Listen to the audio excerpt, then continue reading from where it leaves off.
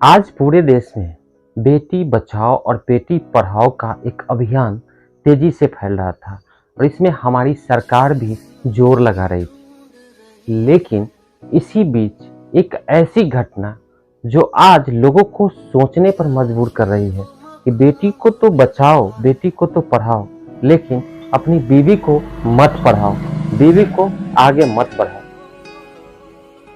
हाय, मैं हूँ धर्मेंद्र कुमार और आपके बीच एक केस स्टडी लेकर के उपस्थित हुआ हूँ। एक केस स्टडी एक ऐसी केस है, एक ऐसी घटना है जिस घटना के बारे में जान करके आप सही में दंग रह जाएंगे। ये घटना यूपी बरेली की है।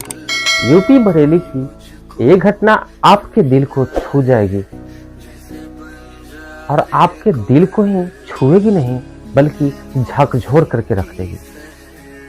ये एक घटना है एक साधारण से चपरासी पद पर काम करने वाले आलोक मौर्य की जिंदगी की।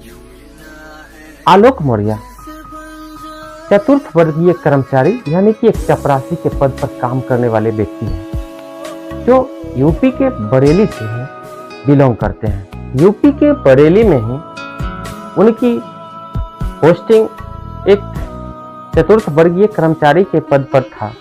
2009 में उन्होंने अपने दूर के रिश्ते से जुड़े यानी कि दूर के रिश्ते की एक लड़की ज्योति मौर्य से इनकी बातचीत चलती है और इनकी बातचीत इस हिसाब से चलती है कि कंप्लीट 1 साल तक ये दोनों आपस में बात करते हैं, मोबाइल फोन के माध्यम से बात करते हैं। करने के बाद 2010 में आलोक मौर्य की शादी ज्योति मौर्य से होती है। उस समय ज्योति मौर्य कहती है आलोक मौर्य से कि आप शादी के कार्ड पर जो है ना अपना पद एक अच्छे अधिकारी का पद डलवाइएगा। और यही होता है। आलोक मौर्य अपने शादी के कार्ड पर एक अच्छे अधिकारी वाली पद डलवा करके और शादी करते हैं ज्योति मौर्य से।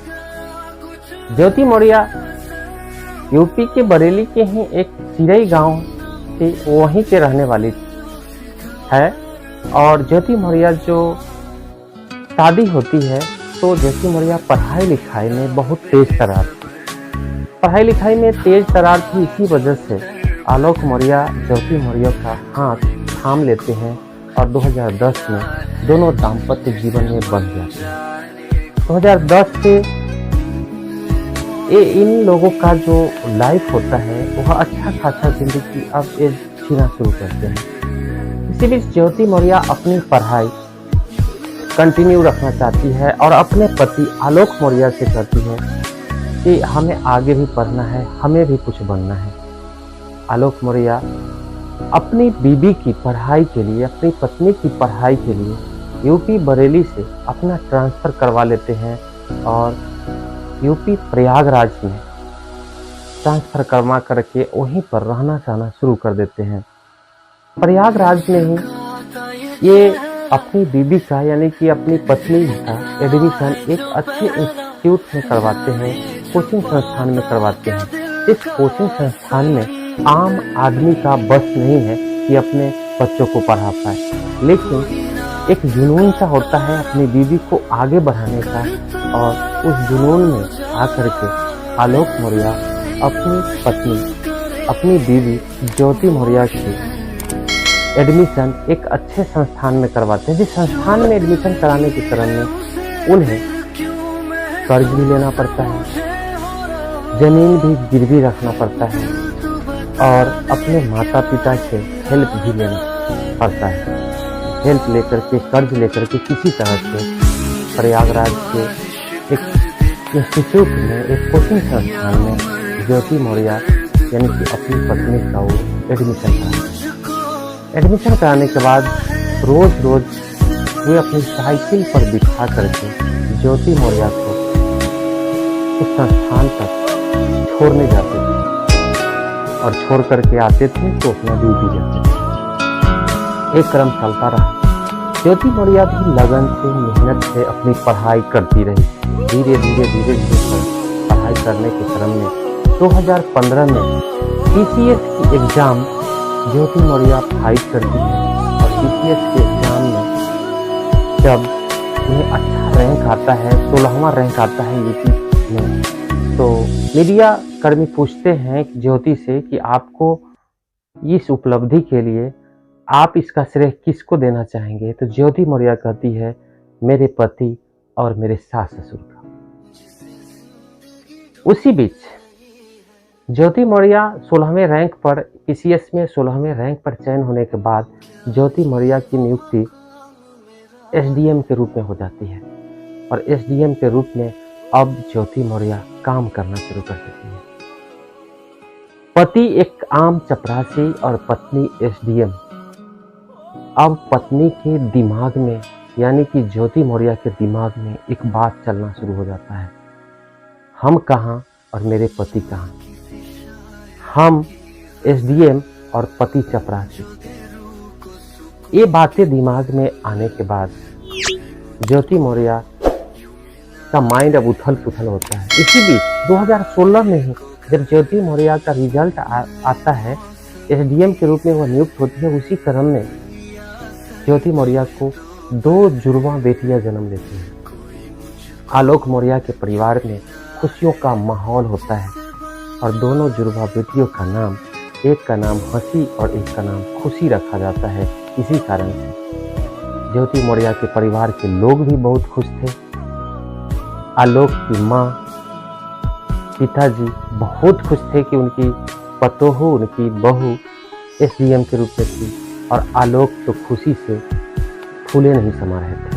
लेकिन ज्योति मौर्य के दिमाग में अब यह घुसना शुरू हो जाता है कि मेरे पति चपरासी और मैं एसडीएम। धीरे धीरे धीरे धीरे अब एसडीएम साहब कहीं और ड्यूटी कर रहे हैं और उनके हस्बैंड यानी कि आलोक मौर्य कहीं और ड्यूटी कर रहे हैं। सप्ताह में 1 से 2 दिन दोनों का मिलना जुलना होता था। ऐसी परिस्थिति में अब ज्योति मौर्य को लगने लगा कि मेरे हस्बैंड लायक नहीं है, वे नौकर लायक है। यानी कि एक आम चपरासी को वे नौकर के हिसाब से समझना शुरू कर देती है।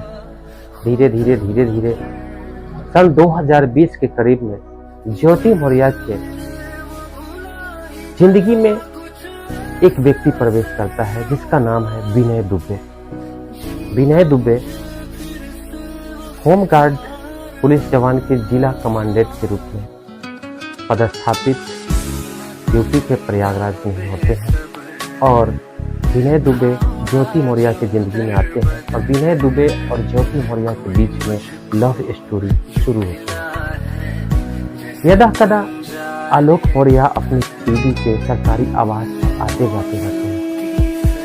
आलोक मौर्य जब जाते हैं अपनी बीवी के पास तो दोनों बच्चे वहाँ होते हैं, बच्चों से मिलते हैं। एक दिन की बात है कि आलोक मौर्य अपनी बीवी यानी कि ज्योति मौर्य की मोबाइल को देखते हैं। मोबाइल देखने के क्रम में ही उन्होंने व्हाट्सएप पर मैसेज देखा विनय दुबे का और व्हाट्सएप मैसेज जो था वह इतनी मैसेज माइंड को झकझोरने वाला था कि आलोक मौर्य का दिमाग खसक गया। आलोक मौर्य सोच में पड़ गया, जिस औरत के लिए, जिस बीवी के लिए हमने अपनी जिंदगी की सारी कमाइयाँ लगा दी, वह बीवी आज ओहदे पर आने के बाद मेरे साथ बेवफा है। ज्योति मौर्य विनय दुबे के साथ अफेयर में चल रही थी। विनय दुबे का जो मैसेज था आलोक मौर्य जब देखते, आई लव यू टू, कैसी हो, कहाँ हो, किस हिसाब में हो, सो रही हो, इस हिसाब से पर्सनल चैटिंग आलोक मौर्य देखते। आलोक मौर्य पूरा मोबाइल चैटिंग को यानी कि व्हाट्सएप चैटिंग को स्क्रीनशॉट करके अपने पास रखने के बाद उन्होंने इसका विरोध किया अपनी पत्नी ज्योति मौर्य के। विरोध करने का नतीजा यही हुआ कि अब ज्योति मौर्य कहती है तू मेरे हस्बैंड लायक है, तू एक सामान्य नौकर की तरह है, तू नौकर की तरह रह, नहीं तो ज़्यादा अगर ये नहीं होता है आपसे नहीं बनता है तो आप तलाक ले लो। और तलाक लेने के बाद आप अपनी दुनिया देखो, मैं अपनी दुनिया देखती हूँ।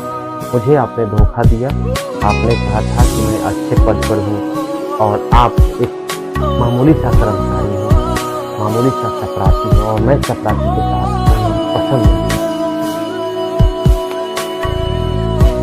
आलोक मौर्य के दिमाग में ये बातें आने के बाद आलोक मौर्य अंदर से टूट गए और अंदर से टूटने के बाद वे कई बार कंप्लेन लेकर के थाने में गए, लेकिन थाना इनका कंप्लेन नहीं सुना, इसलिए कि एसडीएम के विरुद्ध एक आम चपरासी का कंप्लेन थाना नहीं सुन पाता।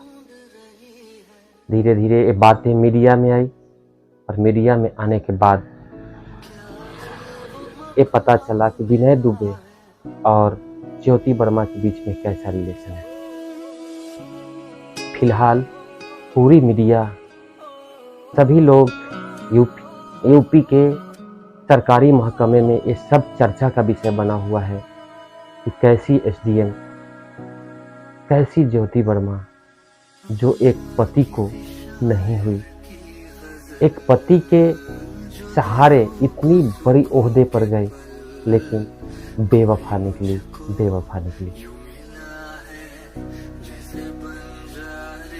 तो ये घटनाक्रम जो है ना, आज लोगों को सोचने पर मजबूर कर रहा है कि बेटी तो पढ़ाओ, बेटी बचाओ, लेकिन बीवी को मत पढ़ाओ। कहा जाता है कि पुरुष जब कमाते हैं ना, पुरुष जब कमाते हैं तो पुरुष की कमाई पूरे परिवार पर के सुख दुख में भाग लेता है, लेकिन औरत जब कमाना शुरू करती है ना तो उसकी अपनी दुनिया दिखाई देना शुरू करती है। इसलिए सबक लेने की जरूरत है, सोचने की जरूरत है, समझने की जरूरत है।